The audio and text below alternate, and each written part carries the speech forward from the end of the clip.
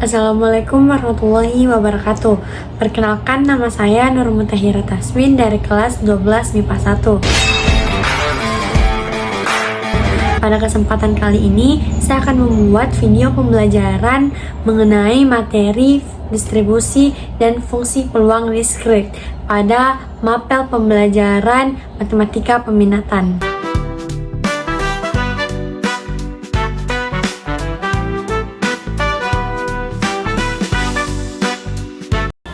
Nah, sebelum kita memasuki pengertian atau definisi dari distribusi dan fungsi peluang distrik, kita harus mengetahui apa definisi dari peluang itu sendiri. Nah, mungkin dari teman-teman ada yang kurang paham atau belum mengerti definisi dari peluang itu sendiri. Nah, kayak apa sih itu peluang? Nah, jadi peluang adalah ukuran dan kemungkinan terjadinya suatu peristiwa dalam suatu percobaan acak. Nah, peluang atau yang sering disebut sebagai probabilitas ini dapat dipandang sebagai cara mengungkapkan ukuran ketidakpastian, ketidakyakinan, atau kemungkinan suatu peristiwa yang terjadi atau tidak terjadi.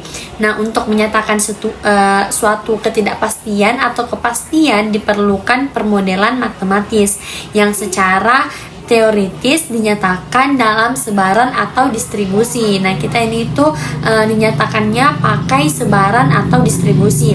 Nah, nilai probabilitas ini tuh dari suatu kejadian dalam suatu percobaan tersebar di antara 0 dan 1. Nah, setelah kita memahami dari definisi peluang, sekarang kita memasuki materi inti, yakni definisi dari distribusi dan fungsi peluang distrik. Nah, jadi kita harus memahami betul nih apa itu distribusi dan fungsi peluang distrik.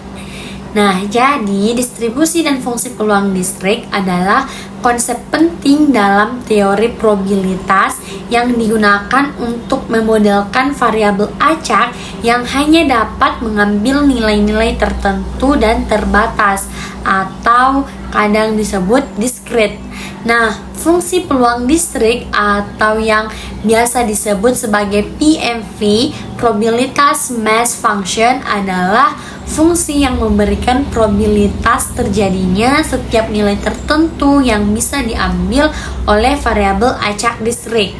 Nah, ada juga beberapa definisi di dalam distribusi dan fungsi peluang distrik nih. Yang pertama itu, jika suatu ruang sampel mengandung titik yang berhingga banyaknya atau sederet angka yang banyaknya sebanyak bilangan bulat, maka ruang sampel itu disebut ruang sampel distrik. Nah, ada juga yang kedua, sedangkan perubahan acak yang didefinisikan pada ruang sampel tersebut adalah variabel acak distrik. Nah, yang ketiga itu, koleksi peluang dari setiap kemungkinan nilai suatu perubahan acak distrik disebut juga sebagai distribusi peluang distrik. Nah, jika X adalah variabel acak distrik, maka PMV-nya yang disimbolkan dengan Px dalam kurung X memberikan probabilitas bahwa X sama dengan X. Jadi Px dalam kurung X sama dengan P dalam kurung X sama dengan X. Adapun sifat dari distribusi peluang distrik. Nah, untuk sebaran distribusi peluang distrik, pernyataan yang saya akan jelaskan sebentar itu harus dipenuhi atau kita harus perhatikan. Nah, yang pertama itu probabilitas antara 0 dan 1. Nah, untuk setiap nilai yang memungkinkan dari variabel acak distrik, probabilitasnya harus berada dalam rentang 0 hingga 1, yaitu 0 lebih kecil atau sama dengan P dalam kurung X lebih kecil atau sama dengan 1. Nah, yang kedua ada peluang tak negatif.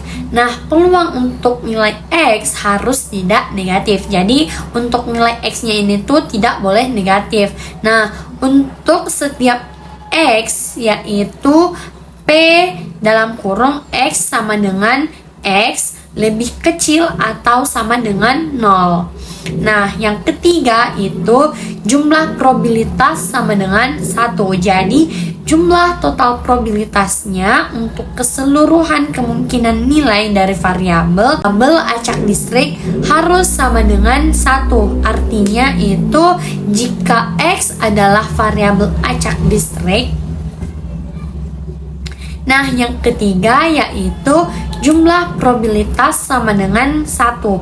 Nah, jadi jumlah total probabilitas untuk seluruh kemungkinan nilai dari variabel acak distrik harus sama dengan 1. Yang artinya jika X adalah variabel acak distrik dengan nilai X1, X2, X3 hingga Xn, maka N sigma I sama dengan 1, P dalam kurung X sama dengan XI sama dengan 1.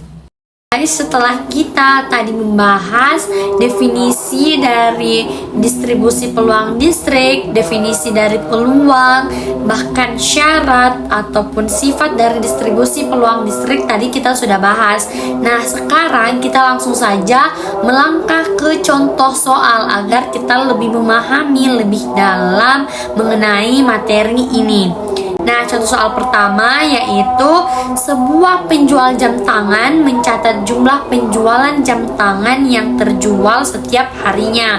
Misalkan X sama dengan jumlah jam tangan yang terjual dalam sehari selama sebulan. Distribusi peluang acaknya adalah, kita bisa lihat tabel di samping. Di sini ada X dan hari. Nah, seperti yang dikatakan oleh soal bahwa X adalah jumlah jam tangan yang terjual dalam sehari selama sebulan. Jadi X-nya ada 1, 2, 3, 4, dan 5. Dan harinya ada 3, 4, 8, 9, dan 6. Bagaimana sih kita mengetahui distribusi peluang acaknya? Nah, caranya itu gampang. Yang pertama itu kita harus totalkan semua harinya ada berapa. Jadi harinya itu sama dengan 30 hari. Nah, setelah kita totalkan keseluruhan harinya, kita langsung saja mencari peluang distribusinya ketika X-nya itu sama dengan 1. Jadi F1 sama dengan 3 per 30. Jadi 3-nya itu 3 hari, dalam 3 hari, dan 30-nya ini itu dari total keseluruhan hari. Jadi kita dapat 1 per 10. Nah, di sini mengapa bisa 1 per 10? Karena saya membagi 3 semuanya. Jadi 3 itu dibagi 3 mendapatkan 1, 30 dibagi 3 mendapatkan 10. Jadi 1 per 10 itu kita dapat 0,1. Untuk X yang 2 itu kita langsung saja tulis F2 sama dengan 4 per 30. Nah, kita kan sudah tahu di mana kita ambil 4, di mana kita ambil 30-nya. Nah, setelah itu saya di sini langsung membagi 2, masing-masing dibagi 2. Jadi 4 dibagi 2 sama dengan 2. 30 dibagi 2 sama dengan 15. Jadi hasilnya itu 2 per 15. 2 per 15 sama dengan 0,13. Nah, untuk X ketiga kita juga langsung kasih masuk saja. F3 sama dengan 8 per 30. Nah, di sini 8 dan 8 per 30-nya ini tuh saya juga masing-masing membagi 2. Jadi 8 bagi 2 sama dengan 4, 30 dibagi 2 sama dengan 15. Jadi hasilnya itu 4 per 15. Jadi 4 per 15 sama dengan 0,27. Nah, untuk X yang keempat, kita langsung saja F4 sama dengan 9 per 30. Nah, ini kita 9 per 30-nya itu kita masing-masing membagi 3. Jadi 9 dibagi 3 sama dengan 3. 30 dibagi 3 sama dengan 10. Jadi hasilnya itu 3/10. Nah, 3/10 itu sama dengan 0,3. Nah, yang untuk F kelimanya nih, untuk X yang kelima, atau langsung saja kita kasih masuk ya. F5 sama dengan 6/30. 6/30 sama dengan 1/5. Di sini mengapa bisa 1/5? Ini saya membaginya masing-masing membagi 6. Jadi 6 dibagi 6 sama dengan 1, 30 dibagi 6 sama dengan 5. Jadi kita dapat 1/5. 1/5 sama dengan 0,2. Nah, untuk lebih memudahkannya lagi itu kita buatkan tabel. Jadi fx-nya di sini ada jumlah kemungkinan berapa terjual HP-nya, atau X-nya berapa. Jadi di sini ada 1, 2, 3, 4 dan 5. Jadi di sini ada fx-nya, yaitu kemungkinan dari peluang X-nya. Nah, untuk contoh soal yang kedua, yaitu sebuah dadu 6 sisi dilemparkan sekali. Tentukanlah distribusi peluang untuk hasil pelemparan dadu tersebut. Nah, kita langsung jawab saja ya. Jadikan pada pelemparan dadu yang adil atau fair itu hasil yang mungkin muncul itu ada 1, 2, 3, 4, 5, dan 6. Karena setiap sisi dadu itu memiliki peluang yang sama untuk muncul, jadi peluang untuk masing-masing angka itu sama dengan 1/6. Mengapa demikian? Karena setiap angka memiliki kesempatan yang sama besar untuk muncul, yaitu 1 dari 6 kemungkinan. Nah, kita lihat saja tabel di samping. Di sini ada hasil dadu dan ada peluangnya. Nah, kan sudah dikatakan tadi bahwa masing-masing dari hasil dadu ini tuh peluangnya 1/6. Jadi di sini ada hasil dadu untuk 1, itu peluangnya 1/6. Untuk hasil dadu yang kedua, peluangnya juga 1/6, hingga hasil dadu yang ke-6 itu juga peluangnya ada 1/6. Jadi karena dadu tersebut adil, maka semua peluang untuk setiap angka adalah sama, yaitu 1/6. Nah, itu saja dari saya. Maaf bila banyak kesalahan kata, dan terima kasih atas perhatiannya. Sekian, wassalamualaikum warahmatullahi wabarakatuh.